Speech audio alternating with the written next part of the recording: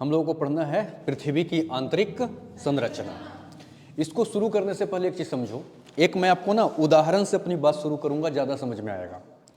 एक बार क्या हुआ कि एक बच्चे को मैंने कहा, एक ना पता है चूहा का डब्बा समझते हो, डब्बा डब्बा, तो डब्बा में एक छोटा सा चूहा का बच्चा डाल दिया और डालने के बाद उस बच्चे को मैंने कहा कि जाके हमारे घर पे रख दो, इसको खोलना मत बेटा, इसमें बहुत इंपॉर्टेंट चीज़ है, इसको खोलना मत, क्योंकि इसमें मेरी ज़िंदगी की कमाई है, खोलना मत इसको प्लीज। वो रास्ते में जब जा रहा था तो उसके बार बार दिमाग में यही चल रहा था कि इसके अंदर में ऐसा है क्या जो 20 बार कहा खोलना मत खोलना मत खोलना मत। तो एक बार देख ही लेते हैं कौन सा पता चल जाएगा। तो डब्बा खोल दिया, चूहा का बच्चा जंप करके भाग गया। अब वो चूहा के बच्चा को पकड़ता कहाँ से, भाग गया। तो खाली डब्बा बंद करके घर में रखाया। मैंने देखा तो देखा चूहा का बच्चा है ही नहीं। उसको इतना बेचैनी क्यों था कि अंदर क्या है जानने के लिए? क्योंकि अंदर की चीजें उसको दिखाई नहीं दे रही थी। जो चीजें दिखाई नहीं देती उसके बारे में जानने का बड़ा बेचैनी होता है कि आखिर वो कैसा होगा, नहीं वो कैसे होंगे, ये जानने का बड़ा बेचैनी होता है, नहीं होता है? जैसे कि जिसके बारे में आप जानते हो, जैसे मैं कहूँगा ना, एक हमारे यहाँ कमल नयन पढ़ता है तो आपको क्या लगेगा, अरे जानते हैं। लेकिन अगर कोई ऐसा नाम लूँ जिसके बारे में जिसको तुम ना देखे हो तो बार बार क्या लगेगा, कैसा होगा कैसा होगा। ऐसा ही कुछ एक पहेली सी क्या है पृथ्वी।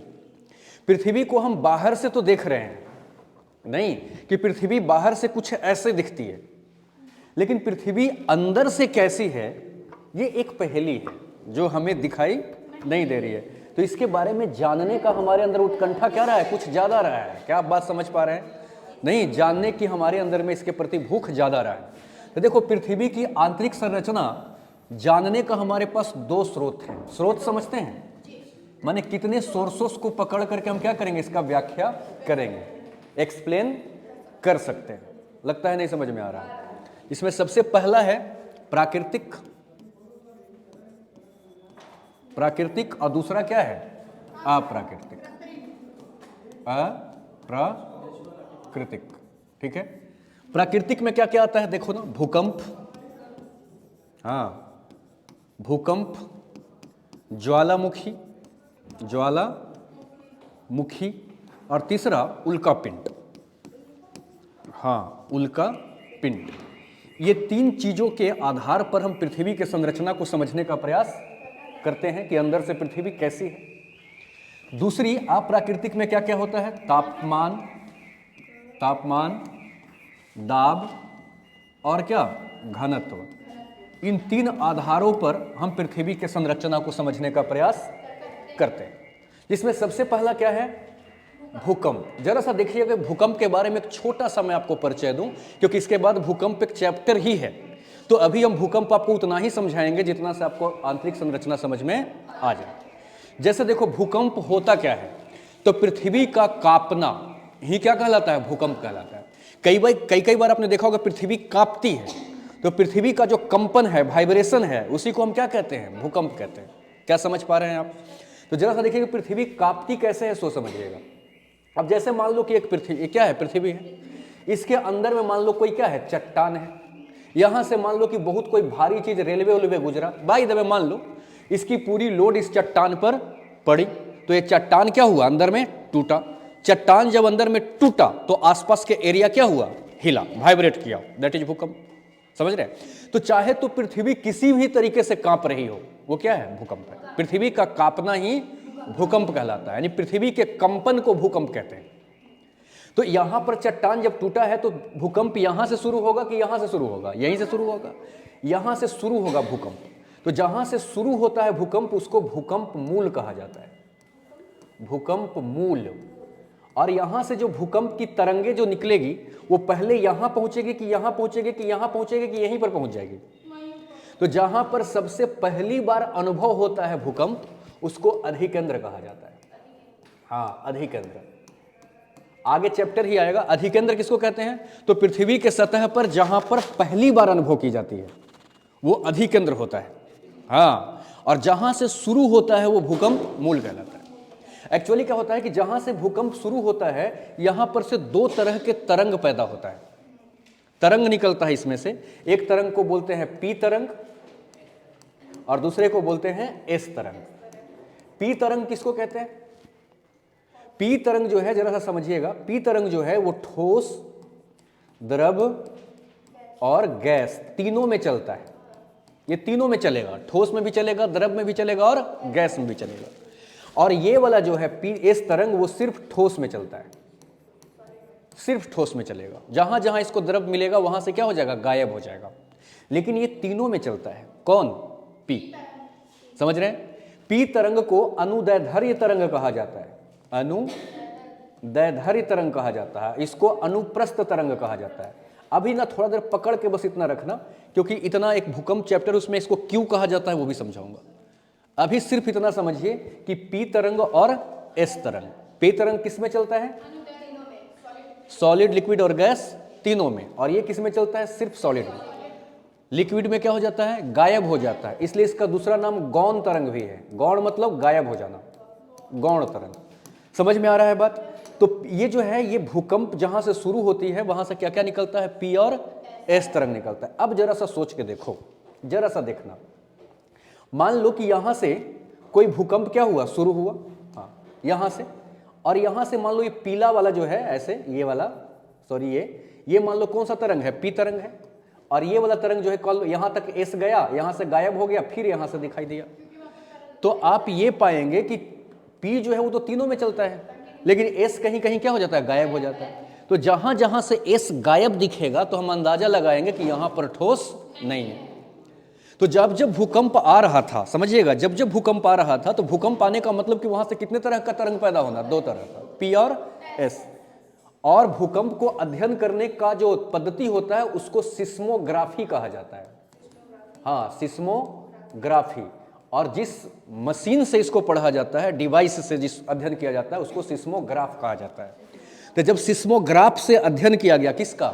भूकंप का, तो देखा गया कि पी जो है वो सीधा चला आ रहा है, लेकिन एस जात आ तो रहा है लेकिन कहीं कहीं से गायब हो जा रहा है। तो इस बात से ये अंदाजा लगाया गया कि पृथ्वी अंदर से कहीं कहीं ठोस है तो कहीं कहीं द्रव भी है। लगता है नहीं समझ पाए।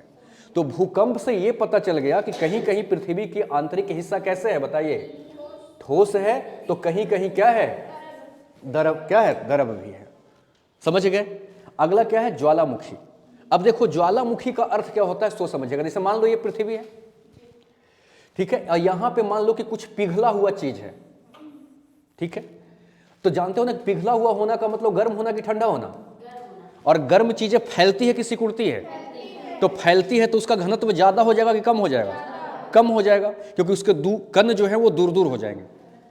जब कण दूर दूर हो जाएंगे तो घनत्व कम हो जाएगा। घनत्व कम हो जाएगा तो चीजें हल्की हो जाएगी। हल्की चीजें ऊपर उठती है कि नीचे आती है? हमेशा याद रखना, गर्म होने के कारण घनत्व कम हो जाता है, घनत्व कम होने के कारण चीजें हल्की हो जाती है, और हल्की चीजें हमेशा ऊपर उठती है। तो ये गर्म है तो ये कहाँ आएगा? ऊपर। तो ये ऊपर आने के लिए बार बार पृथ्वी को क्या करती है? धक्का देती है, और धक्का देकर कभी कभी इसको तोड़ भी देती है। तो तोड़ने के बाद इसमें से फुहारे की तरह बाहर निकलती है नहीं। तो जो अंदर जो ये तरल पदार्थ है इसको मैग्मा कहा जाता है, और जैसे ये पृथ्वी के बाहर आ जाता है तो इसी का नाम लावा हो जाता है।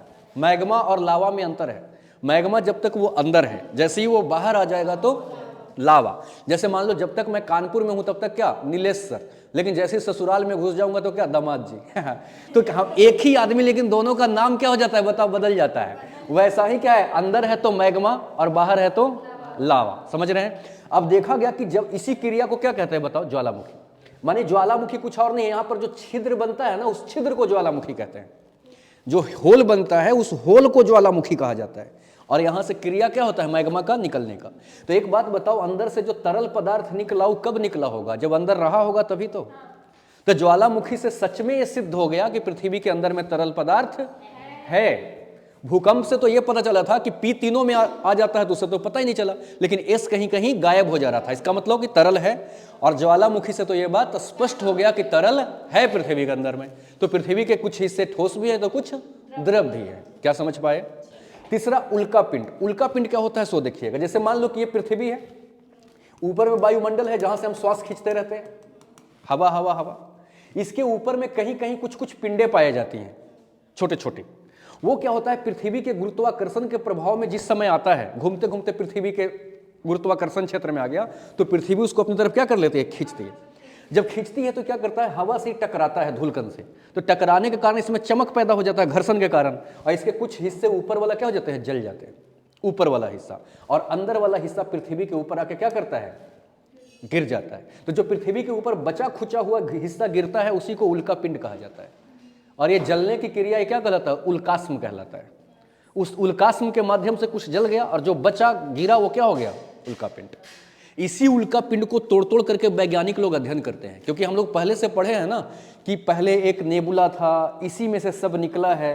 तो जब सब इसी में से निकला है तो सबका डीएनए क्या होना चाहिए, सेम होना चाहिए। जैसे हम लोग अगर मम्मी पापा एक ही मम्मी पापा से पैदा होते हैं तो आपस में डीएनए क्या होता है, सबका मैच है। तो अगर मिला है तो इसकी गुण से हम इसका गुण का कुछ अंदाजा लगा सकते हैं। तो उल्का पिंड का भी अध्ययन करके पृथ्वी के बारे में अनुमान लगाने का प्रयास किया गया। क्या मैं समझा पा रहा हूं बात? तो ये तो प्राकृतिक कारण हो गया। बस यहां से सिर्फ इतना पता चला कि पृथ्वी अंदर में ठोस है तो द्रव भी है। समझ में आ रहा है? अब जरा सा देखिएगा कि ये जो प्राकृतिक कारण है उसको समझिएगा। क्या समझ पाएंगे आप लोग? क्या नहीं समझ पाएंगे? कोई बात नहीं, मत समझिए।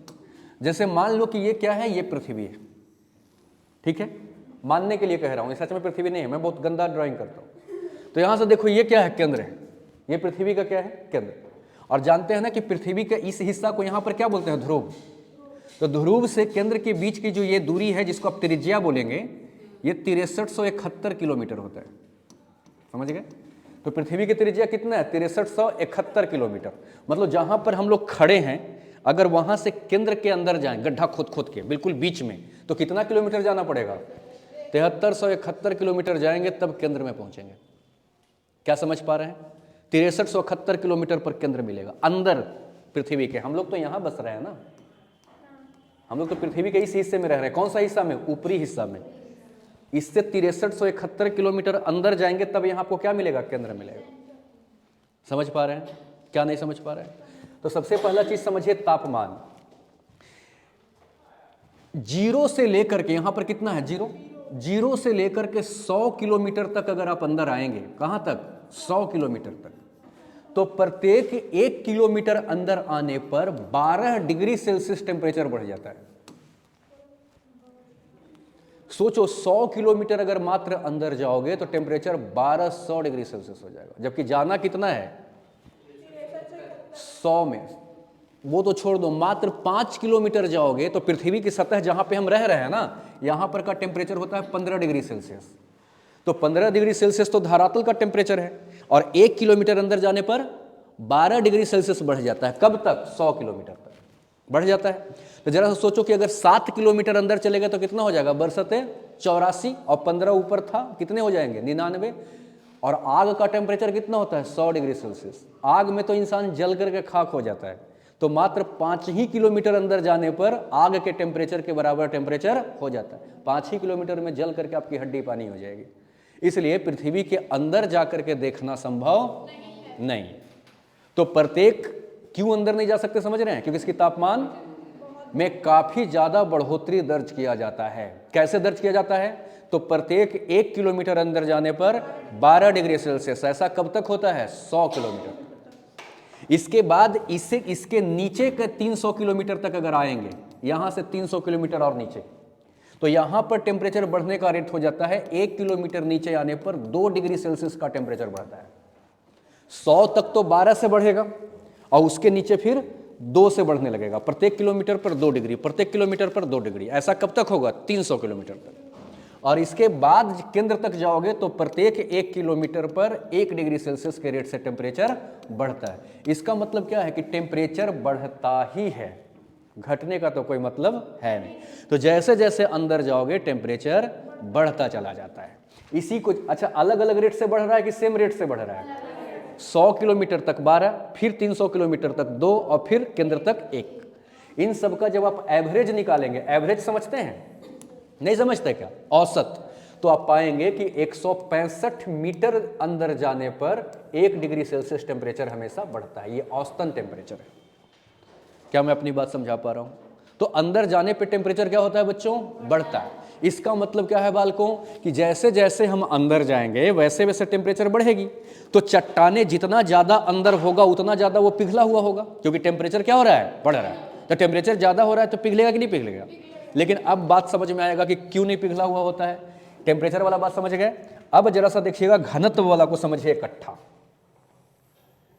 इसका मतलब पता चल गया ना कि पृथ्वी अंदर से क्या है, उबलते हुए नहीं, एकदम गर्म है, खौल रहा है। अंदर जाओगे तो एकदम नहीं, कहानी खत्म हो जाएगा आपका। अंदर जाने का प्रयास नहीं करना। गलती से कोई बहुत बड़ा गड्ढा हो तो उसमें मत कूदना, लेकिन देख लेना कि 5 किलोमीटर से ज़्यादा गड्ढा तो नहीं है। अगर गए उससे ज़्यादा गड्ढा में तो आप मैग्मा बन जाएंगे नहीं, और फिर आपकी मम्मी कहेगी बेटिया गई थी एंथराइब में, मैग्मा बन के कहाँ चली गई, तो ये स्थिति हो जाएगी। तो अब देखिएगा, ये मान लो क्या है, पृथ्वी।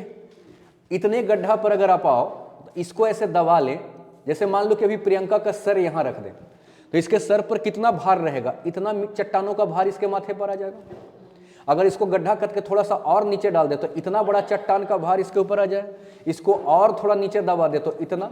तो जैसे जैसे हम ऊपर से नीचे आते हैं तो दबाव बढ़ता है कि घटता है, दबाव बढ़ता है। तो दो बातें होती है, टेम्परेचर भी बढ़ती है और दाब भी बढ़ती है। तो जैसे जैसे नीचे जाओगे दबाव क्या होगा, बढ़ेगा।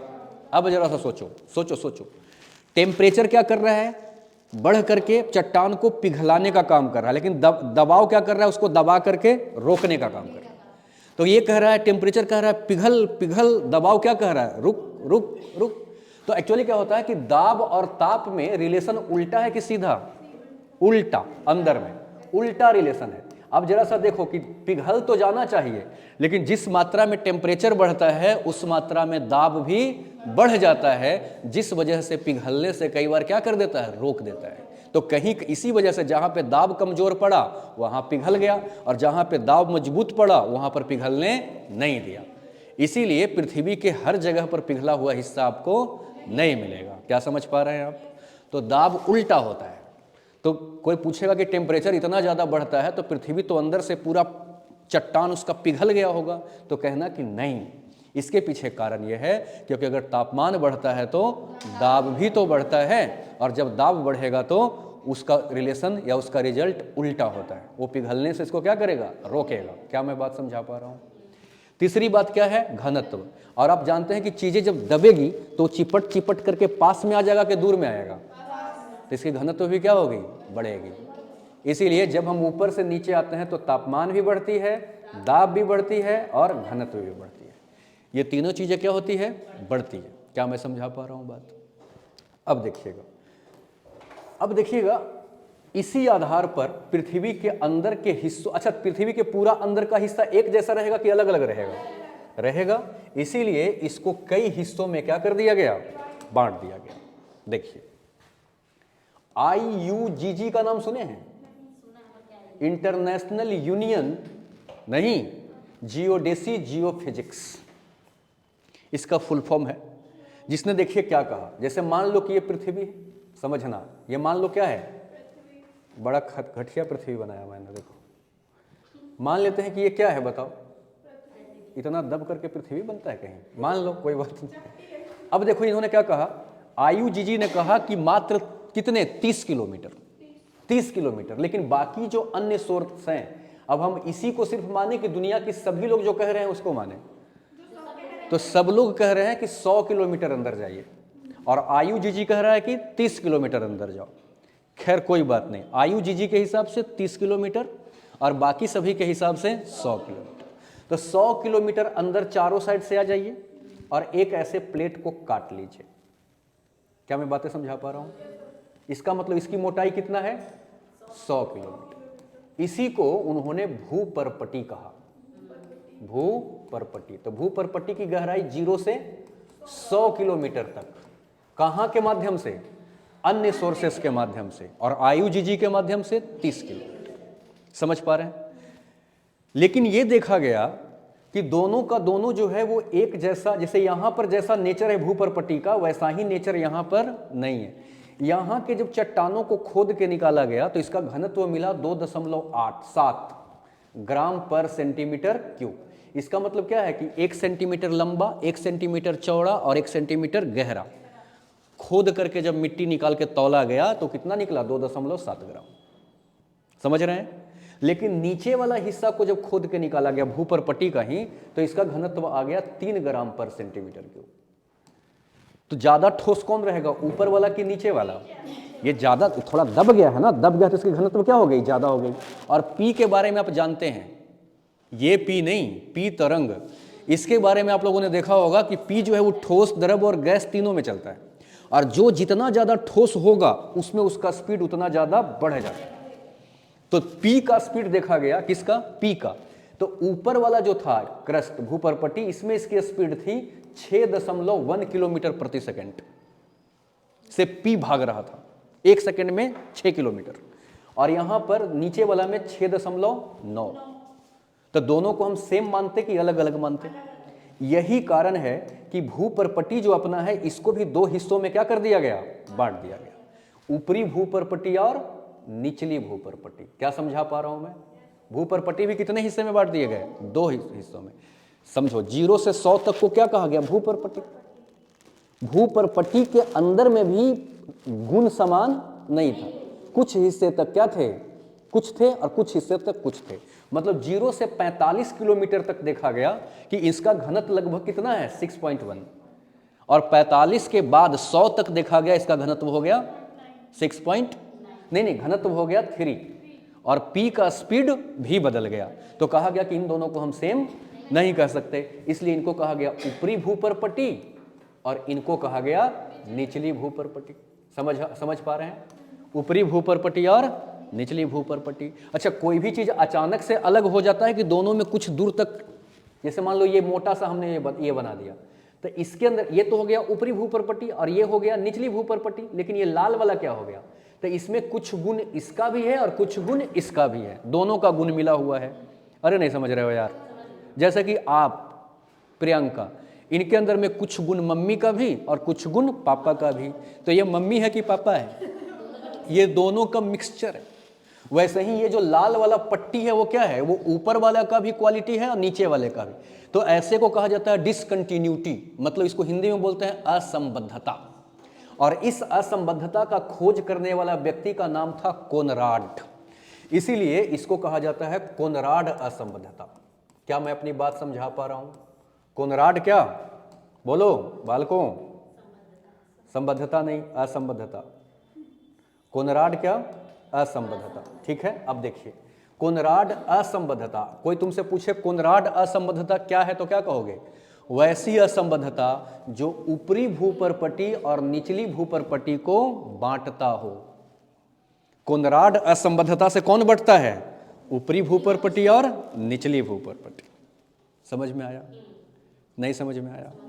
अगला आइए, जैसे 100 का आप काटे थे वैसा ही अब अगला फिर से आपको काटना है, लेकिन यहां पर 100 का नहीं काटना है बल्कि 2900 किलोमीटर तक काटिए। 100 से 2900 ये केंद्र हो गया, तो 100 से 2900 तक का ऐसे काट लीजिए। मतलब ये कहां तक है? 100 से 29। 0 से 100 तक तो भूपरपट्टी, उसमें भी 2 है, ऊपरी भूपरपट्टी और निचली क्यों बांटा गया? क्योंकि दोनों का घनत्व अलग थे और पी के स्पीड भी अलग अलग थे। समझ पा रहे हैं? इन दोनों के बीच के जो असंबद्धता था वो क्या था? कोनराड असंबद्धता। अब देखो, इसका नाम है क्या चीज पता है? इसको बोलते हैं मेंटल। Mental, MENTLE, mental. इसके लिए हिंदी शब्द है अनुपटल। अनुपटल, ठीक है? तो 100 से 2900 तक को क्या कहते हैं? अनुपटल। ये 2900 तक जाएंगे, 2900 किलोमीटर तक। क्या आप समझ पा रहे हैं? 2900 किलोमीटर तक को क्या कहेंगे? अनुपटल।